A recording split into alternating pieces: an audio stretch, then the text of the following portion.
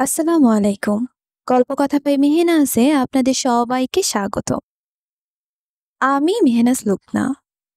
আজ আপনাদের পড়ে শোনাবো মোশতাক আহমেদের একটি ভৌতিক উপন্যাস আত্মা, শেষ পর্ব।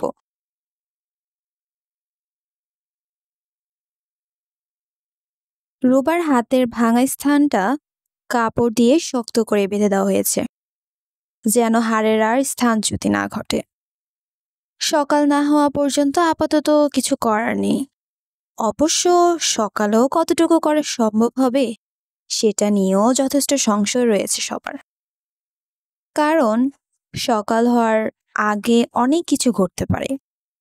সেই ক্ষেত্রে সকালের পরিস্থিতি কেমন হবে তা বলা মুশকিল। রুবাকে পেইন কিলার দেওয়া হয়েছে, কিন্তু পেইন কিলারে যে কাজ হচ্ছে না তা তার আচরণেই বোঝা যাচ্ছে। বিছানায় শুয়ে শুয়ে ছটফট করছে সে। শায়লা এবং রাশেদ সাহেব বারবার তাকে শান্ত রাখতে চেষ্টা করছে, কিন্তু কোনো লাভ হচ্ছে না। হঠাৎ ভয়ঙ্কর একটা ঘটনা ঘটল। বেডরুমের সাথে যে জানালা আছে সেখানে থপ করে একটা শব্দ হলো, আর তাতে সবাই জানালার দিকে তাকালো। রাশেদ সাহেব ভয়ে ভয়ে বললেন, কিসের শব্দ হলো? জানি না, কাপা গলায় বললেন শায়লা। বাইরে তো শুধু বৃষ্টি হচ্ছে, কোনো ঝড় কিংবা বাতাস নেই, তাহলে শব্দ হলো কেন? দেখি কি ব্যাপার, এই বলে রাশেদ সাহেব উঠতে যাচ্ছিলেন। না না, তুমি যাবে না, আতকে উঠে বললেন শায়লা। কেন? এক আত্মার যন্ত্রণায় বাঁচি না, আর যদি আরেক আত্মা হয় তাহলে কি হবে ভাবতে পারছো?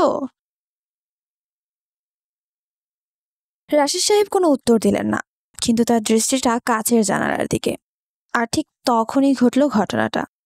কালো কুচকুচে একটা প্রাণী জানালার ওপর লাফ দিয়ে আবার নিচে পড়ে গেল। সাথে সাথে আটকে উঠলেন রাশেদ সাহেব। বললেন, এ তো দেখছি বিড়াল। কি? বুড়ো কুচকে বললেন শায়লা। বিড়াল তুমি দেখোনি? না, আমি দেখিনি। একটা কালো বিড়াল আমি দেখেছি, বলল পূর্বা। হ্যাঁ হ্যাঁ, কালো বিড়াল, সায় দিলেন রাশেদ সাহেব। এত রাতে বিড়াল এখানে কি করে? নিজে থেকেই প্রশ্ন করলেন শায়লা। ঠিক তখনই বিড়ালটা আবার লাফ দিল, চার হাত পায়ে কাচের ওপর কিছুক্ষণ ঝুলে থাকলো, তারপর আবার নিচে পড়ে গেল। এবার অবশ্য সবাই দেখতে পেল বিড়ালটাকে।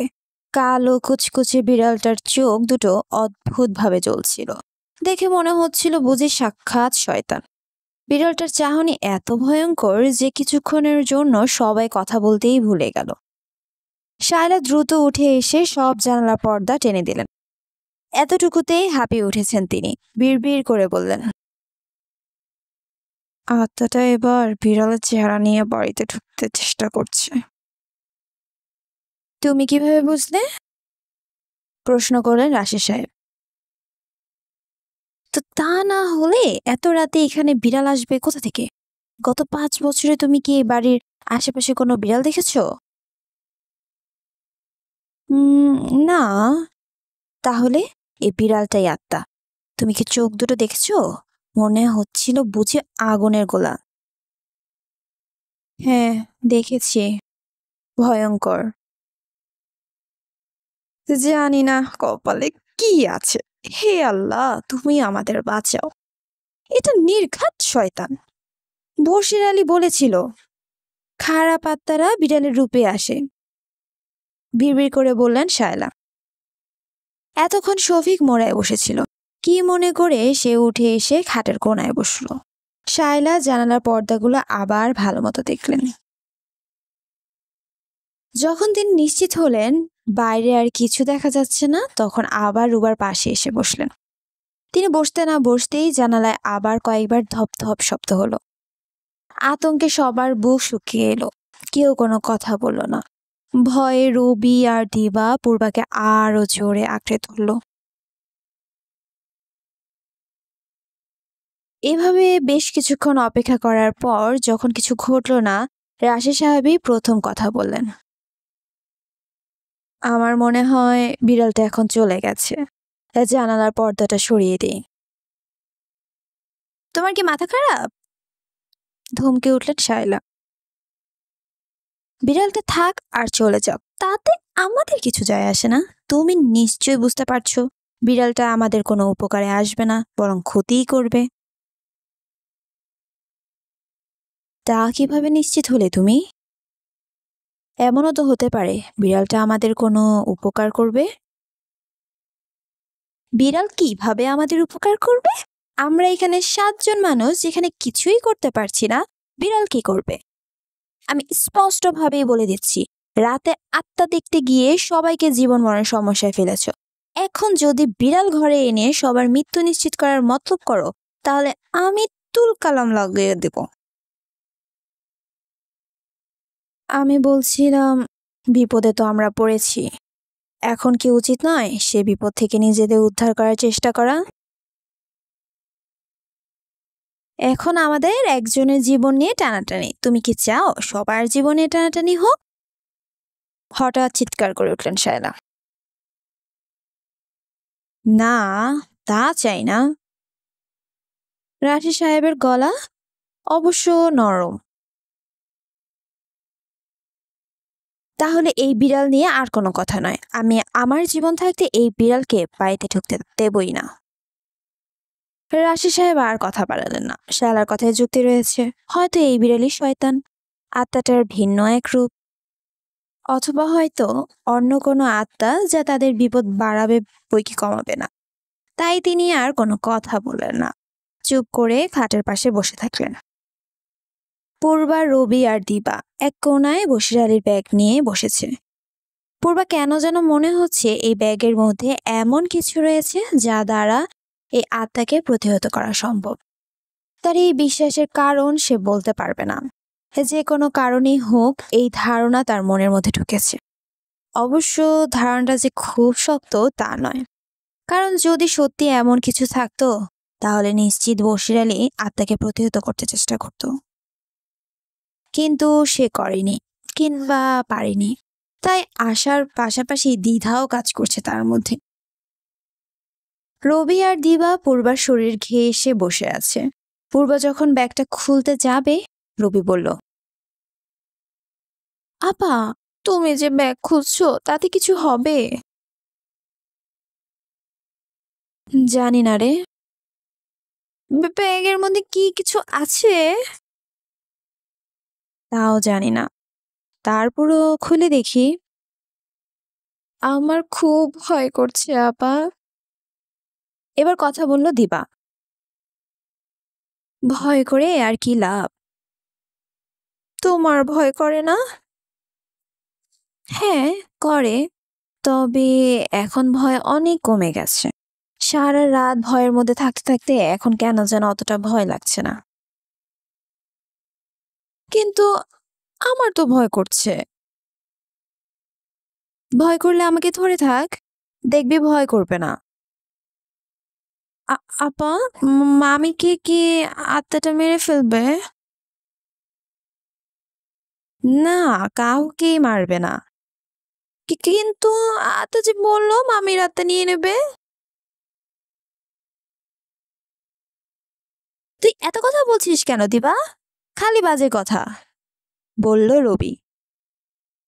দিবা থামলো না, আবার বলল, আপা, আত্মা আমাদের কার আত্মা নেবে? কারো আত্মাই নেবে না। তুমি জানলে কিভাবে আপা? আমার মন বলছে। কিভাবে বলছে? জানি না দিবা, এত কথা বলিস না। এখন দেখ এই ব্যাগের মধ্যে কি কি আছে, আবার ভয় পাস নে। না, না, ভয় পাবো না। তুমি ভয় না পেলে আমিও ভয় পাবো না। ভাইয়া ভয় পাবে। না, আমিও ভয় পাবো না। আমি তোর মতো অত ভয় পাই না।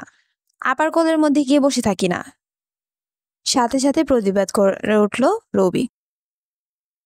আহা, ঝগড়া করিস না তো, বিরক্তি নিয়ে বলল পূর্বা। এবার অবশ্য রবি আর দিবা কথা বলা বন্ধ করলো। পূর্বা ব্যাগের মধ্যে থেকে প্রথম যে জিনিসটা পেল সেটা হলো এক ব্যাগ সাদা ছাই।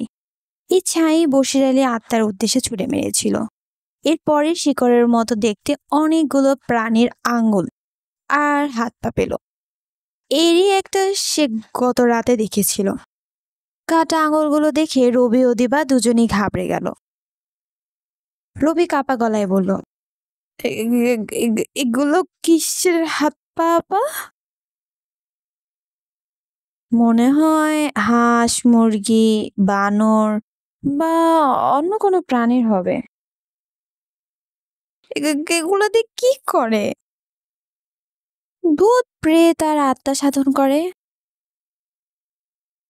আপা, আমার ভয় করছে, তুমি এগুলো বের করো না। যেভাবে আছে রেখে দাও। হাতটা দেখলে ভয়ানক রেগে যাবে। পূর্বা থামলো না। সে আবারও ব্যাগের মধ্যে উকি দিয়ে একটা গামছা বের করলো। গামছাটাতে লক্ষণীয় তেমন কিছু নেই। এরপর সে কতগুলো ছোট ছোট পাথর দেখতে পেল। পাথরগুলো অদ্ভুত, সাদা ধবধবে, কিন্তু প্রত্যেকটাই ত্রিভুজ আকৃতির। এরপর সে আর একটা চ্যাপ্টা স্বচ্ছ পাথর পেল। এটা বেশ বড়, 6 ইঞ্চির মতো উঁচু, 4 ইঞ্চির মতো চওড়া হবে। পাথরটা এতটাই স্বচ্ছ যে এপাশ থেকে দেখলে ওপাশে কি আছে তা দেখা যায়। পূর্ব ভালো মতো লক্ষ্য করলে বুঝতে পারলো পাথরের ওপর কোনো কিছু আঁকা রয়েছে, কেমন যেন অস্পষ্ট। সে আরো মনোযোগ দিয়ে দেখতেই তার কাছে সবকিছু স্পষ্ট হয়ে উঠল। পাথরের ওপর এক বৃদ্ধের ছবি আঁকা। বয়স 80-90-এর কম হবে না। চুল, দাড়ি, এমনকি চোখের ভ্রু পর্যন্ত সাদা। মুখের চামড়া কুঁচকে গেলেও কেমন যেন এক ধরনের সজীবতা রয়েছে। চেহারায় গম্ভীরতা থাকলেও অদৃশ্য প্রসন্নতা রয়েছে। শরীরটা বেশ রোগা, পরনে শুধু লুঙ্গি জাতীয় কিছু হবে। পূর্ব লক্ষ্য করতেই বুঝলো ছবির বৃদ্ধ সরাসরি তার চোখ বরাবর তাকিয়ে আছে। ছবিটা তার কাছে একেবারে জীবন্ত মনে হচ্ছে। মনে হচ্ছে চোখ দুটো বুঝি নড়ছে, কিছু বলতে চায়।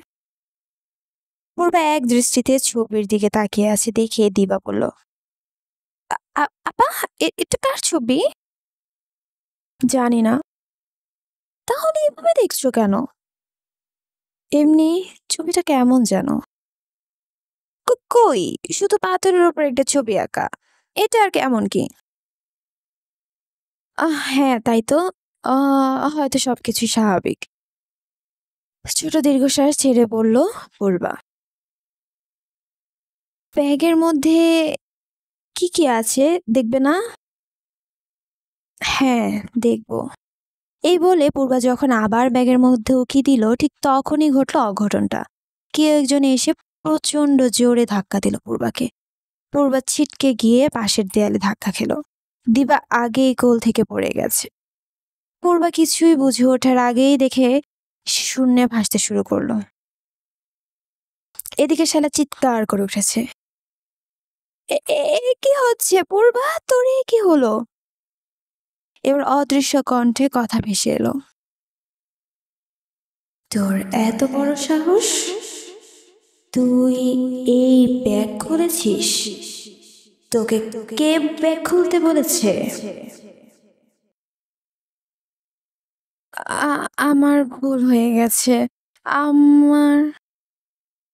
পূর্বা কথা শেষ হওয়ার আগেই আছড়ে পড়ল মেঝেতে। পরের মুহূর্তে তার দেহটা আবার শূন্যে উঠে গেল। মেঝের সাথে আঘাতে পূর্বার মাথা ফেটে গেছে। সেখান থেকে রক্ত পড়ে মুখটা লাল হয়ে যাচ্ছে। পূর্বা চিৎকার করে বলল, "বাবা, আমাকে বাঁচাও!" এ এ কি হচ্ছে?" জানি না বাবা, আমাকে বাঁচাও।" রাশি সাহেব কি করবে ঠিক বুঝে উঠতে পারলেন না, তবে বুঝলেন এটা আত্মারই কাজ। তাই তিনি অনুনয় বিনয় করে বললেন, আমি আমার জীবনের বিনিময়ে আমার মেয়ের প্রাণ ভিক্ষা চাচ্ছি। ওর কোনো দোষ নেই, সব দোষ আমার। খুব ধীরে ধীরে উত্তর দিল আত্মা, ওকে বাঁচাতে পারি একটা শর্তে। কি শর্ত? এক্ষুনি এই ব্যাগের মধ্যে যা কিছু আছে সব কিছু পুড়িয়ে ফেলতে হবে। হ্যাঁ হ্যাঁ, আমি আমি এক্ষুনি পোড়াচ্ছি। পূর্বার ব্যাগ থেকে যা যা বের করেছিল রাশি সাহেব তাড়াতাড়ি সেগুলো ব্যাগের মধ্যে ভরলেন। তারপর বললেন, এখানেই চালাবো? হ্যাঁ, এখানে এবং এখনই। তা না হলে এই দেখ তোর মেয়ের কি করি। এই বলে আত্মাটা পূর্বার গলা টিপে ধরল। সাথে সাথে ডানে বামে হাত পা ছুঁড়ে ছটফট করে উঠল পূর্বা। চিৎকার করতে গিয়ে গলা দিয়ে গো গো ছাড়া আর কোনো শব্দ বের হলো না। দেখে মনে হচ্ছে চোখ দুটো যেন ঠিকরে বেরিয়ে আসবে। দম বন্ধ হয়ে আসছে, বাতাসের জন্য ছটফট করছে সে। রাশি সাহেব ব্যাগটাতে আগুন ধরাতে দাও দাও করে জ্বলে উঠল আগুন। তার মনে হচ্ছে তার সম্পূর্ণ বাড়িটাই বুঝি আগুনে পুড়ে যাবে। কিন্তু শেষ পর্যন্ত তেমন কিছু ঘটল না। ধীরে ধীরে ব্যাগটা পুড়ে ছাই হয়ে গেল। যখন শেষ আগুনটুকু নিভে গেল তখন পূর্বার দেহটা থপ করে মেঝেতে পড়ল। আত্মাটা শেষ মুহূর্তে বলল, আমি অনেক সহ্য করেছি, আর না। আত্মা নিয়ে ঘুরে বেড়ানো খুব ঝামেলার। তা না হলে অনেক আগেই তোদের কারোর আত্মা নিয়ে নিতাম। মনে রাখিস, আর যদি আমার সাথে কোনো রকম এদিক ওদিক করিস আমি আর সহ্য করব না। সাথে সাথে রুবার আত্মা নিয়ে নেব। পূর্বা মেঝেতে আছড়ে পড়া মাত্রই শায়লা ছুটে গেলেন পূর্বার কাছে। অন্যরাও গেল। শায়লা পূর্বার অবস্থা দেখে বললেন, পানি লাগবে, পানি। কথাটা শুনেই শফিক ডাইনিং রুমের দিকে ছুটে গেল। এই প্রথম তাকে ভীতু মনে হলো না। রুবা এতক্ষণ আত্মার কথা শুনছিল। যেই সে আত্মাকে বলতে শুনল আত্মা তার আত্মা নেবে, সাথে সাথে সে উঠে এসে রাশি সাহেবের হাত চেপে ধরে বলল, দুলা ভাই, আমাকে বাঁচান, আমি মরতে চাই না। রাশি সাহেব বললেন, হায়াত মত তো আল্লাহর হাতে, আমাদের হাতে কি কিছু আছে? না দুলা ভাই, আপনি পারেন আমাকে বাঁচাতে। আপনি যদি আত্মার কাছে কারোর নাম বলেন তাহলে একমাত্র আমি বাঁচতে পারি, তা না হলে আত্মা আমাকে মেরে ফেলবে। ঠিক আছে, আমি কারো নাম বলবো। আপনি কার নাম বলবেন দুলা ভাই? আমি জানি না রুবা। না, আপনাকে জানতেই হবে, তা না হলে যে আত্মা আমাকে মেরে ফেলবে। মৃত্যু কত ভয়ানক, পূর্বাকে দেখে আমি তা বুঝেছি। বলুন দুলা ভাই, আপনি কার নাম বলবেন? আমি আর একটু ভেবে দেখি। আমাদের হাতে তো সময় নেই, আর মাত্র 1 ঘন্টা। আপনাকে এখনই সিদ্ধান্ত নিতে হবে। ঠিক আছে, আমি সিদ্ধান্ত নেব। কিছুটা বিরক্ত হয়ে বললেন রাশেদ সাহেব। কি সিদ্ধান্ত নেবেন? কার নাম বলবেন? তোমার চিন্তার কিছু নেই, আমি আমার নামই বলবো এবং এটাই চূড়ান্ত। প্রচন্ড বিরক্তি নিয়ে বললেন রাশেদ সাহেব। রূপা যেন মুহূর্তের জন্য স্তব্ধ হয়ে গেল। তারপর মুখের আঁচল চেপে হু হু করে কেঁদে উঠল। এদিকে রাশেদ সাহেব ছুটে এসেছে পূর্বার কাছে। শায়লা ততক্ষণে পূর্বার মুখে পানির ছিটা দিয়ে মুখের রক্ত মুছে দিয়েছেন। রাশেদ সাহেব উত্তেজিতভাবে বললেন, কি অবস্থা? বুঝতে পারছি না। ঠিক তখনই খুক খুক করে কেসে উঠল পূর্বা। রাশিদ সাহেবের এখন আর কোনো ভয় নেই। তিনি যেন হঠাৎই ভয়হীন হয়ে উঠেছে। তিনি ধবধবে একটা পায়জামা আর পাঞ্জাবি পরেছে। অবশ্য শায়লা কিংবা পূর্বা কেউ তাকে আলমারি থেকে পাঞ্জাবিটা বের করে দেয়নি, তিনি নিজেই বের করে নিয়েছেন। কেউ তাকে সাহায্য করতে চাচ্ছে না, কেউ তার কথায় কানও দিচ্ছে না। তিনি যখন সবাইকে বুঝিয়ে দিচ্ছিলেন তার মৃত্যুর পর কার কি দায়িত্ব হবে, তখন কেউ তার সাথে কথাও বলেনি। কেউ ফ্যালফ্যাল চোখে তাকিয়ে থেকেছে, কেউ আবার অঝরে কেঁদেছে।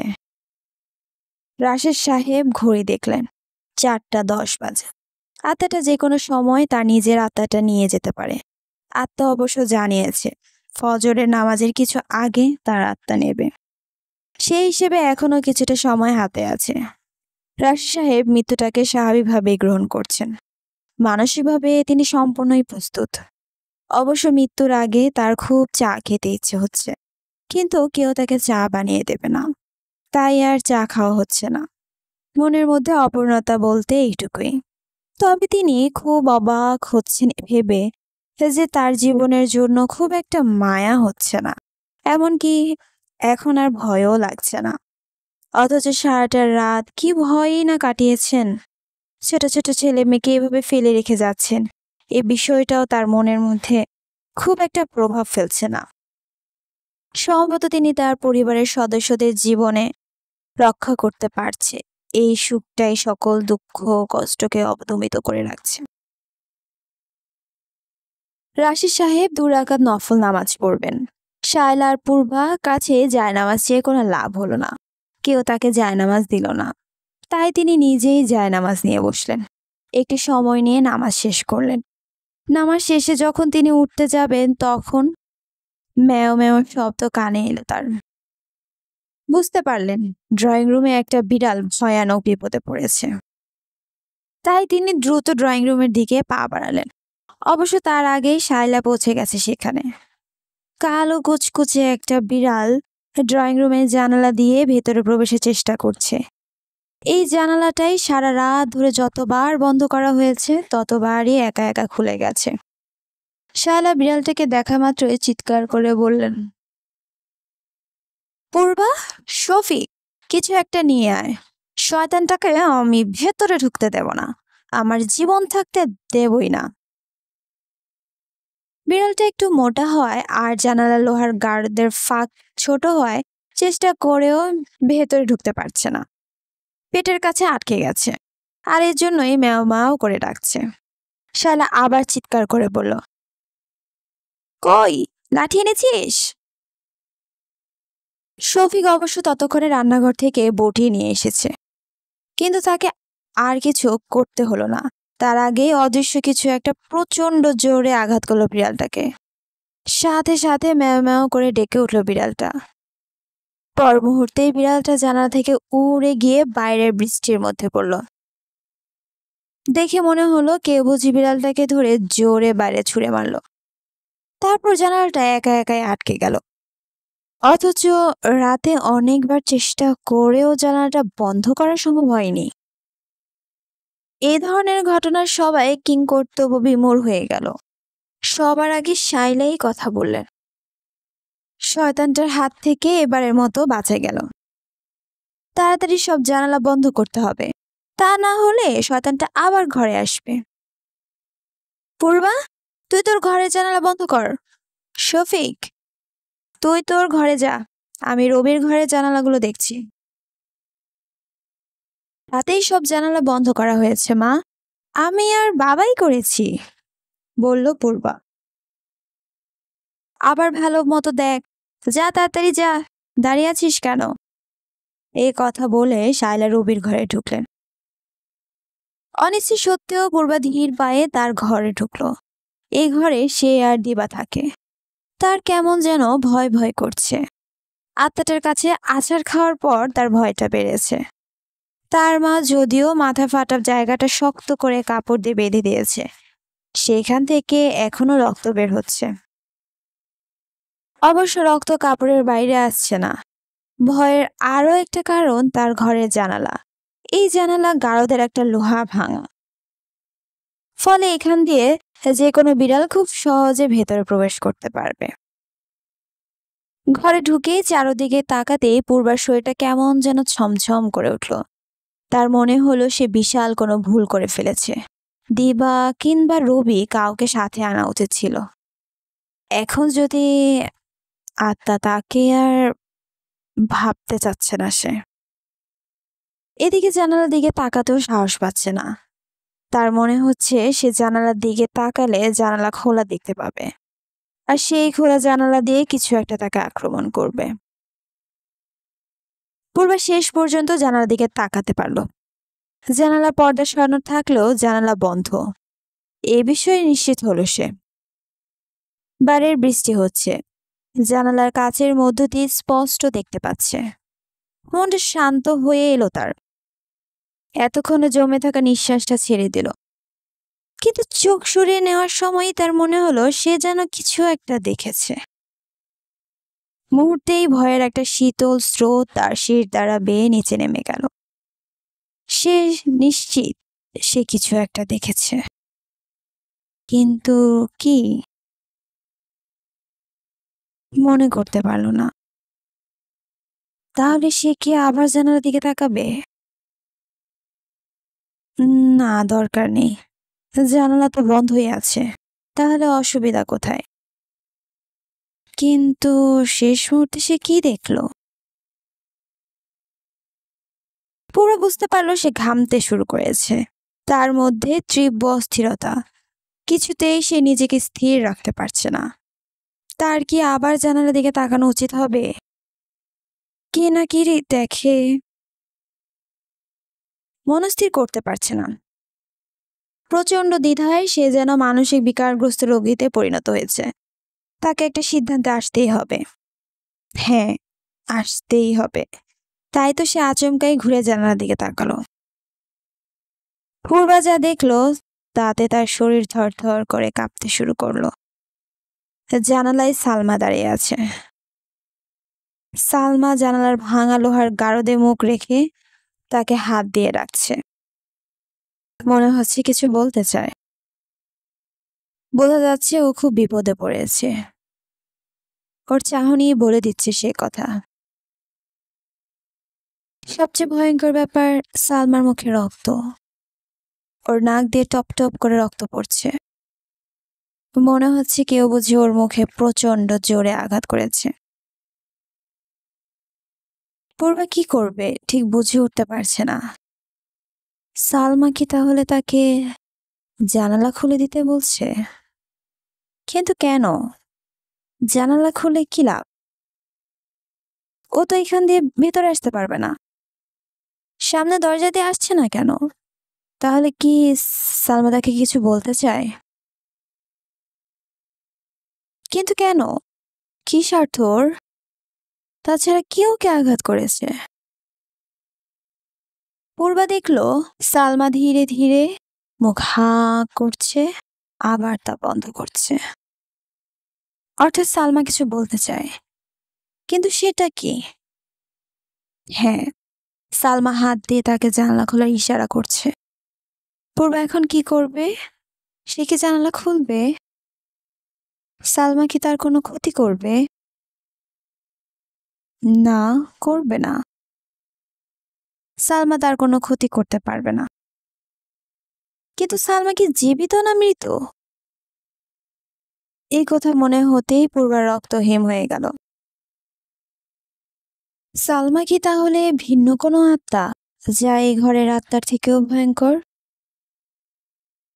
যত ভয়ঙ্করই হোক, সে জানালা খুলবে। যদি তার প্রাণ যায় তাও খুলবে। তার বাবার মৃত্যুর জন্য প্রস্তুত। সেও যদি তার বাবার সাথে মারা যায় তাহলে দোষের কি?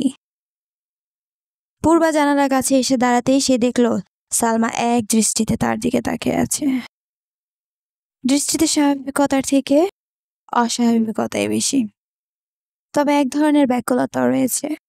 পূর্বাকে কিছু করতে না দেখে সালমা আবারও হাতের ইশারায় জানালা খুলে দিতে বলল। পূর্বা যখন জানালা ছিটকিনি ধরল তখন তার হাত থরথর করে কাঁপছে। কিছুতেই স্থির থাকতে পারছে না সে। সিদ্ধান্ত নিতে পারছে না আদৌ জানালা খুলবে নাকি খুলবে না। তারপর হঠাৎ সে জানালা খুলে দিল। পূর্বা কিছু বুঝে ওঠার আগেই দেখতে পেল কালো একটা বিড়াল ভাঙা গড়াদের ফাঁক দিয়ে ভেতরে লাফিয়ে পড়ল। কিন্তু ঘরের মধ্যে ঢুকেই বিড়ালটা যে কোথায় গেল সে আর দেখতে পেল না। বাইরের দিকে তাকাতেই আরো বিস্মিত হলো সে। কোথায় সালমা? না, নেই, কোথাও নেই। তাহলে সে যা কিছু দেখেছে সবকিছুই কি মিথ্যা? সবকিছুই কি হ্যালুসিনেশন? সে যখন এসব ভাবছে তখন তার চোখ পড়ল সামনের বৃষ্টির ওপর। তার মনে হলো বৃষ্টির ফোঁটাগুলো স্বাভাবিকভাবে পড়ছে না, কেমন যেন এঁকে বেঁকে নিচের দিকে পড়ছে। আরো ভালোভাবে লক্ষ্য করতেই সে বিস্ময়ে হতভম্ব হয়ে গেল। বৃষ্টির মধ্যে পানির ফোঁটাগুলো একটা অস্পষ্ট অবয়ব তৈরি করছে। এই অবয়বটা তার পরিচিত। কিছুক্ষণ আগে সে বসির আলীর ব্যাগের মধ্যে একটা বিশেষ পাথরের এক বৃদ্ধের যে অঙ্কিত ছবি দেখেছিল, অবিকল সেরকম। দুটো অবয়বের মধ্যে পার্থক্য শুধু এইটুকুই, সে এখনকার অবয়বটা তার দিকে তাকিয়ে মৃদু হাসছে।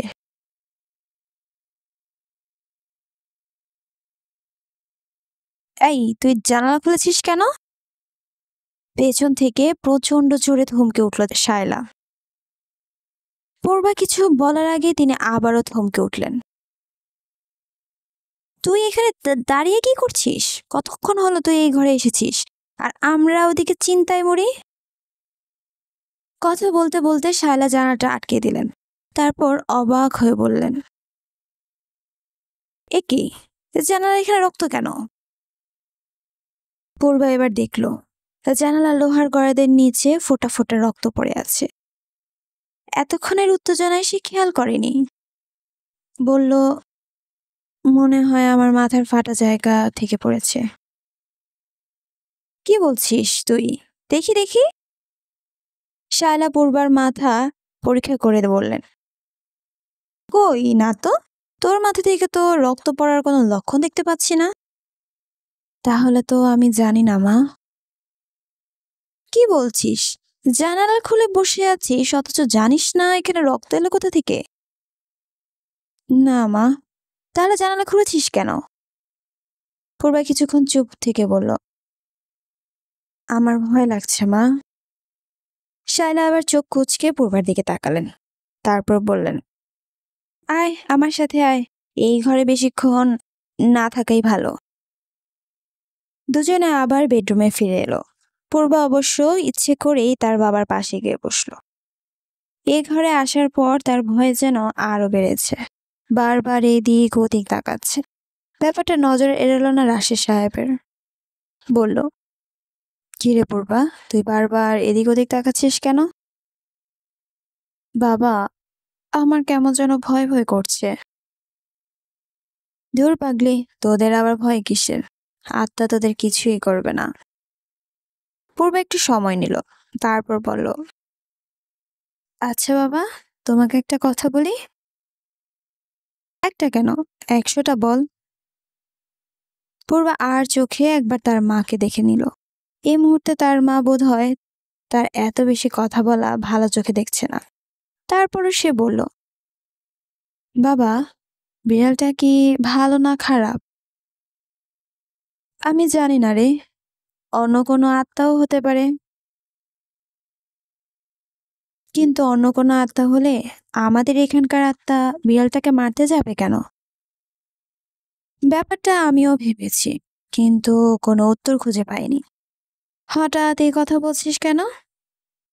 জানো বাবা, কিছুক্ষণ আগে আমি সালমাকে বাইরে জানালার পাশে দাঁড়িয়ে থাকতে দেখেছি। ওর নাক মুখ দিয়ে রক্ত পড়ছিল।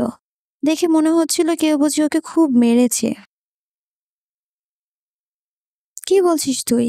কই, কোথায় এখন? এখন নেই বাবা, চলে গেছে। রাশি সাহেব চোখ কুঁচকে বললেন, কি রে, তোর মাথা ঠিক আছে তো? আমি জানি না বাবা। এই বলে পূর্বা হু হু করে কেঁদে উঠলেন। রাশি সাহেব মেয়ের মাথাটাকে টেনে এনে বুকের মধ্যে নিলেন। তিনি ভেবেছিলেন মৃত্যুর আগে তিনি আর কাঁদবেন না, কিন্তু তিনি নিজেকে নিয়ন্ত্রণ করতে পারলেন না। পূর্বার মতো তিনিও হু হু করে কেঁদে উঠলেন। 5টা বাজতে 20 মিনিট বাকি। সবাই কেমন যেন নিশ্চুপ হয়ে গেল। আর কিছুক্ষণের মধ্যেই যে এ বাড়িতে ভয়াবহ কোনো ঘটনা ঘটতে যাচ্ছে তাদের দেখে তা বোঝার কোনো উপায় নেই। তাদের মধ্যে যে কেউ একজন মারা যাচ্ছে এটা নিয়েও কারোর মধ্যে তেমন কোনো উদ্বেগও নেই। একমাত্র দীপা ছাড়া যে যার মতো বসে আছে। দীপা কিছুক্ষণ হলো ঘুমিয়ে পড়েছে, বাকিরা জেগেই আছে। শায়লা খাটের ওপর দেয়ালে হেলান দিয়ে বসেছে, তার পাশেই রাশেদ সাহেব, তারপর পূর্বা, আর এ পাশে শফিক আর রূপা। রবি, শায়লা আর রাশেদ সাহেবের মাঝে বসে ঘুমে ঢুলছে।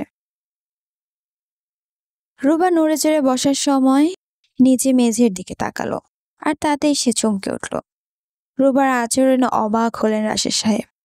বললেন, কি ব্যাপার রূপা, কি হয়েছে তোমার? হাতের ব্যথা কি বেড়েছে?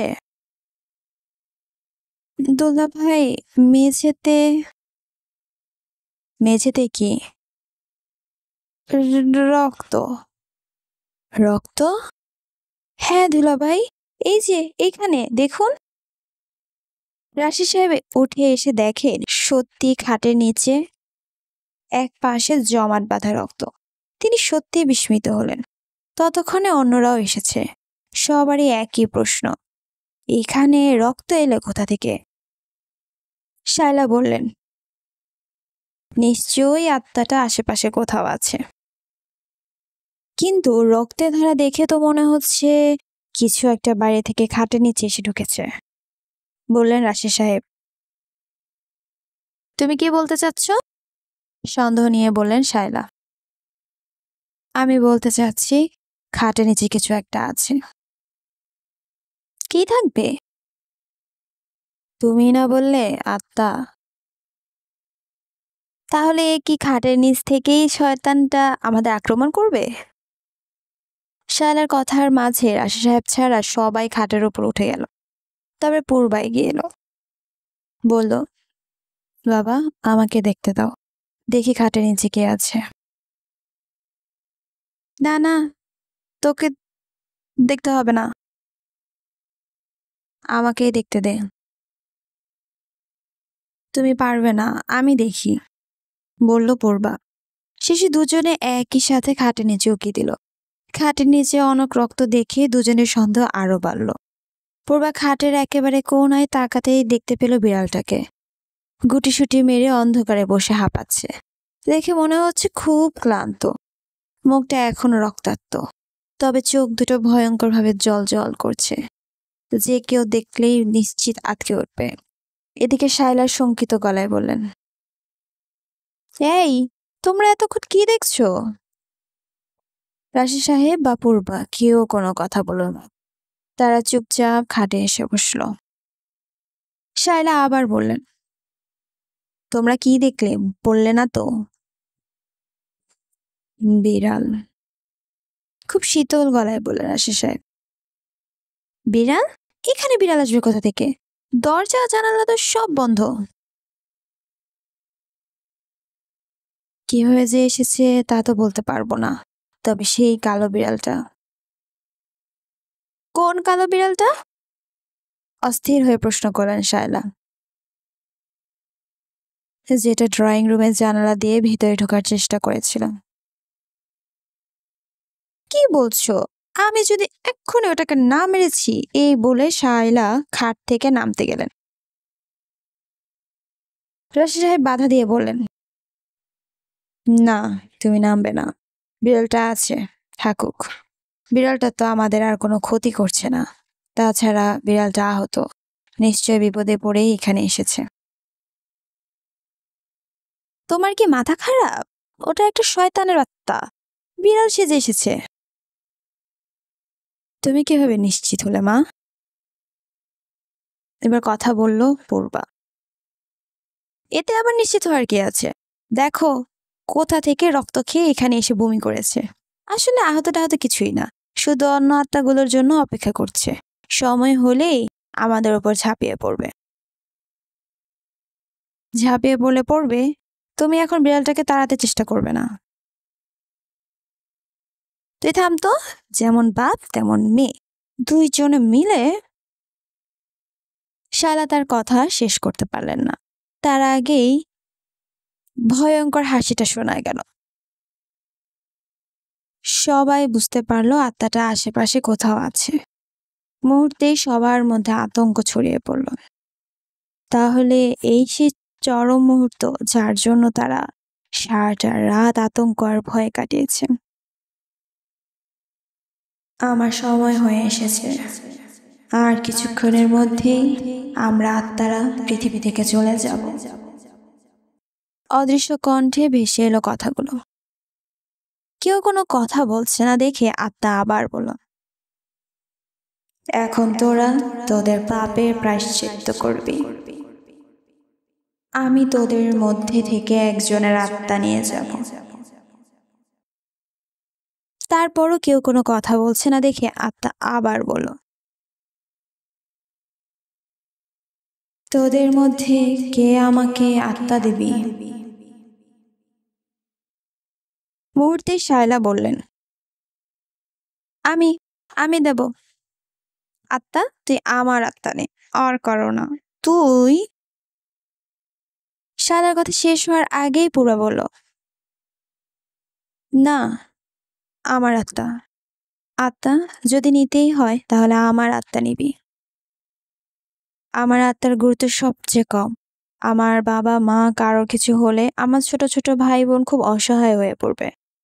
আত্মা, তুই আমার আত্মাই নিবি। রাশিদ সাহেব একেবারে কিংকর্তব্য বিমূঢ় হয়ে গেলেন। এমন তো কথা ছিল না। এবার তিনি বললেন, না আত্মা, না, তুই এদের কথা শুনবি না। আমাদের মধ্যে সিদ্ধান্ত হয়েছে আমি আমার আত্মাই দেব, অন্য কেউ নয়। সবাই রাজিও হয়েছিল, তাই আমি আত্মা দেব। নিতে যদি হয় তাহলে আমার আত্মাই নিবি। এবার আত্মা কিছুটা ধমকের উঠে বলল, আমার সাথে ফাইজলামি করিস না। না, ফাইজলামি না, এটাই সত্য। কিন্তু আমি তো একজনের আত্মা দেব, তিনজনের নয়। তাছাড়া আমার হাতে সময়ও নেই। তোরা যদি ঠিক করতে না পারিস তাহলে তো জানিসই তোদের কি পরিণতি হবে। কি পরিণতি? রুবার আত্মা নিয়ে নেব। রুবার সাথে সাথে চিৎকার করে বলল, না, আমি আত্মা দেব না। আমি বাঁচতে চাই। আমার আত্মা দেওয়ার কথা ছিল না। দুলা ভাই তার আত্মা দেবে, এমনই কথা হয়েছিল। হ্যাঁ হ্যাঁ, সমর্থ করে বললেন রাশিদ সাহেব। আমার এই আত্মা দেওয়ার কথা, আমি আত্মা দেব। রুবা সত্য কথাই বলেছে। আত্মা আমি প্রস্তুত। তুই ইচ্ছে করলে আমার আত্মা নিতে পারিস। না না, আমি আত্মা দেব। শায়লার পূর্বা একসাথে বলে উঠল, অসম্ভব। আমি আত্মা দেব, আমি। রাজ সাহেব কথা শেষ করতে পারলেন না, তার আগেই ভয়ঙ্কর থাপ্পড় খেলেন। মুহূর্তেই তিনি উড়ে গিয়ে ঘরের কোণে আছড়ে পড়লেন। আত্মাটা ভয়ানক রেগে উঠে বলল, আমার সাথে মজা করার পরিণতি এখন টের পাবি। আমি রুবার আত্মা নিয়ে যাচ্ছি, আর এক মুহূর্ত আমি এখানে অপেক্ষা করব না। রুবা চিৎকার করে উঠে বলল, না না, আমি আমার আত্মা দেব না। আমি বাঁচতে চাই, অনেক অনেক দিন বাঁচতে চাই। আমার কোনো দোষ নেই, আমি নির্দোষ। আত্মা, তুই আমার আত্মা নিবি না, দোহাই তোর। হঠাৎই সবাইকে অবাক করে দিয়ে ঘরের ঠিক মাঝ বরাবর একটা বাতাসের ঘূর্ণি সৃষ্টি হলো। ঘূর্ণিটা ধীরে ধীরে জোরালো হচ্ছে আর রুবার দিকে এগিয়ে আসছে। ভয়ে রুবার খাটের একেবারে কোনায় শায়লার পেছনে গিয়ে বসেছে। সে চিৎকার করে বলছে, দুলা ভাই, আপা, আমাকে বাঁচান। দুলা ভাই, আমাকে বাঁচান। এদিকে চিৎকার চেঁচামেচিতে দিবা জেগে উঠেছে। সে ঘুম থেকে উঠেই কিছু বুঝতে না পেরে কাঁদতে শুরু করেছে। রবি ভয়ে মায়ের কোলে গিয়ে উঠেছে। পূর্বা কি করবে ঠিক বুঝে উঠতে পারছে না। শফিক ভয়ে ঠক ঠক করে কাঁপছে।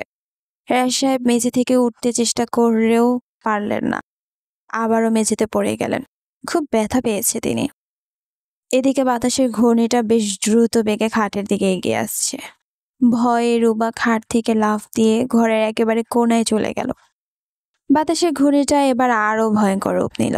জানালার পর্দাগুলো বাতাসের তীব্রতায় এখন উঠতে শুরু করছে। ঘরের মধ্যকার ছোট ছোট জিনিসগুলো এখন এদিক ওদিক উড়ে যেতে শুরু করেছে। ঘুড়িটা যখন রুবার আরো কাছে গিয়ে পৌঁছালো, রুবা এক দৌড়ে আবার খাটের পাশে চলে গেল। সে চিৎকার করে বলতে থাকলো, দুলা ভাই, আপা, শফিক, পূর্বা, আমাকে বাঁচান, আমি মরতে চাই না, আমি মরতে চাই না। সবাই যেন পাথরের মূর্তি হয়ে গেছে। আসলে কি করতে হবে তা তাদের কারোরই জানা নেই। তাই স্থির বসে থাকা ছাড়া তাদের আর কি বা করার আছে। রাশেদ সাহেব অবশ্য বেশ কয়েকবার আত্মাকে ডাকাডাকি করলেন, কিন্তু কোনো লাভ হলো না। বাতাসের ঘূর্ণিটা ঘরের মাঝ থেকে আবার যখন রুবার দিকে এগিয়ে যাচ্ছিল, তখন হঠাৎ ঘূর্ণির গতি স্থির হয়ে গেল। পুরো বেশ অবাক হলো, ঘূর্ণিটা এভাবে থেমে গেল কেন। সে ভালো মতো লক্ষ্য করতে দেখলো খাটের নিচ থেকে বিড়ালটা বেরিয়ে এসেছে। চোখ দুটো থেকে নীল রঙের এক ধরনের আলো বেরোচ্ছে। ঘূর্ণিটা যেদিক দিয়ে এগোতে চেষ্টা করছে, বিড়ালটা ঠিক সেই পথ দিয়েই দাঁড়াচ্ছে, আর এই কারণে বাতাসের ঘূর্ণিটা এগোতে পারছে না। বিড়ালটার মূল উদ্দেশ্য যেন বাতাসের ঘূর্ণিটাকে সামনে এগোতে না দেওয়া। বেশ কিছুক্ষণ এভাবে চলল। তারপর হঠাৎ বাতাসের ঘূর্ণিটা দ্রুত বেগে রুবার দিকে এগোতে শুরু করলো। আর তখনই ঘটলো ঘটনাটা। বিড়ালটা মেয় মেয় ডাকতে ডাকতে লাফিয়ে পড়লো বাতাসের ঘূর্ণির মধ্যে। সাথে সাথে বিকট একটা চিৎকার শোনা গেল। পরের মুহূর্তে ভয়াবহ আলোড়ন। বাতাসের তীব্রতায় কারোর পক্ষে চোখ মেলে থাকা দায়। তারপরই ভয়ঙ্কর শব্দে কিছু একটা ভেঙে পড়ার শব্দ হলো। পরক্ষণেই চারদিক একেবারে নিস্তব্ধ হয়ে গেল। শব্দ বলতে শুধু বৃষ্টি পড়ার শব্দ। খুব ধীরে ধীরে চোখ খুলো পূর্বা। সে যা দেখলো তাতে তার চোখ কপালে ওঠার অবস্থা। সম্পূর্ণ ঘরটা লণ্ডভণ্ড হয়ে আছে। মনে হচ্ছে কেউ বুঝি ইচ্ছে মতো এলোমেলো করেছে সবকিছু। সবচেয়ে অবাক হলো যখন দেখলো ঘরের বাইরের দিকের দেয়াল অনেকখানি ভেঙে গেছে। সেখান দিয়ে বাইরের বৃষ্টি স্পষ্ট দেখা যাচ্ছে। এদিকে একে একে চোখ খুলেছে সবাই। কেউ বিশ্বাস করতে পারছে না কি ঘটেছে। আতঙ্ক এখনো কাটেনি। আত্মাটা কি আদৌ আছে নাকি চলে গেছে? হঠাৎ বৃষ্টির মধ্যে একজন মানুষকে আসতে দেখা গেল। সাথে সাথে চমকে উঠল সবাই। না, একজন না, দুজন। রাশেদ সাহেব ঢোক গিলে বললেন, কার আসছে এদিক দিয়ে কেন? ওরা ভালো মতো দেখে বলল, মনে হচ্ছে বশির কাকা। তাহলে পিছনে কে? বশির আলীর পেছন পেছন একজন বৃদ্ধকে আসতে দেখা গেল। বৃদ্ধের চুল, দাড়ি, ভ্রু সব পেকে ধবধবে সাদা হয়ে গেছে। বৃদ্ধকে দেখা মাত্রই চিনতে পারল পূর্বা। এই সেই বৃদ্ধ যাকে সে গত রাতে জানালার পাশে দেখেছিল। এই সেই বৃদ্ধ যার ছবি সে পাথরের উপর দেখেছিল। বশির আলী ভাঙা দেয়ালের সামনে এসে বলল, ভাইজান, আর ভয় নাই, আমি আমার ওস্তাদ জিরে নিয়ে আইছি। ওস্তাদ জিরে খুঁজতে আমার জান শেষ হইয়া গেছে। সারা রাত ধইরা খুঁজা কেবল পাইছি। এই দিকেই আসিল। আর ভয় পাবেন না, আপনারা বাচ্চা গেছেন। ওস্তাদজি এখনই সব ব্যবস্থা নিবে। ওইসব আত্মা ফাত্তা ওস্তাদজির কাছে কিছুই না। আর হ্যাঁ, সালমারে দেখলাম পথের মধ্যে পইরা আছে। ওস্তাদজি অবশ্য ওরে হাসপাতালে পাঠানোর ব্যবস্থা করছে। কেউ তখন বশির আলীর কথা শুনছিল না। সবাই বৃদ্ধকে দেখছিল। বৃদ্ধ বৃষ্টিতে দাঁড়িয়ে আছে, অথচ একটুও ভিজছে না। এমনকি শরীরের কোথাও একটু পানির ফোঁটা পর্যন্ত নেই। আর তার সামনে দাঁড়ানো বশির আলী ভিজে একেবারে চুপসে গেছে। হঠাৎ বশির আলী বলল, আরে ওইটা কি? বলেই সে ভেতরে প্রবেশ করলো। এতক্ষণ কেউ খেয়াল করেনি। তারা দেখলো ঘরের কোণায় সে কালো রক্তাক্ত বিড়ালটা পড়ে আছে। তবে বিড়ালটা আর জীবিত নেই, মারা গেছে। বশির আলী বিড়ালটার পাশে বসে বলল, বিড়ালটা মরলো কেমনে? আত্মাই মেরেছে, বলল পূর্বা। তার মানে আত্মাটা একটা বিড়ালের আত্মা নিয়ে গেছে? তাইলে তো রাইতে আপনারা ভয়ানক বিপদে পড়েছিলেন। আত্মা নিশ্চয়ই আপনাকে আত্মা নিবা চাইছিল। তবে ভাগ্য ভালো, শেষ পর্যন্ত বিড়ালের আত্মাই নিয়ে গেছে। কেউ কিছু বলছে না দেখে বসির আলী আবার বলল, কিন্তু তা কেমনে সম্ভব? এই বিড়াল তো ওস্তাদজির বিড়াল। তাইলে ওস্তাদজি কি আগে সবকিছু জাইন্না গেছিল? ওস্তাদজি, ওস্তাদজি!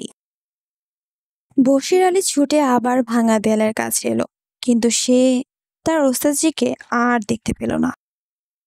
তারপরও সে চিৎকার করে ডাকতে লাগলো, ওস্তাদজি, ওস্তাদজি! কান্না জড়িত কণ্ঠে ডাকতে ডাকতেই উদ্ভ্রান্তের মতো সে বৃষ্টির মধ্যে হারিয়ে গেল। বৃষ্টির মধ্যে বশির আলীকে যখন আর দেখা গেল না, তখন দূর মসজিদ থেকে ভেসে আসা ফজরের আজানের ধ্বনি শুনতে পেল সবাই। আজ এই পর্যন্তই। যদি আপনাদের আমার কাছ থেকে গল্পটি শুনে ভালো লেগে থাকে তাহলে প্লিজ কমেন্ট করে জানাতে ভুলবেন না। আর আমার চ্যানেলটি যদি ভালো লেগে থাকে তাহলে অবশ্যই লাইক, শেয়ার অ্যান্ড সাবস্ক্রাইব করবেন। Thank you.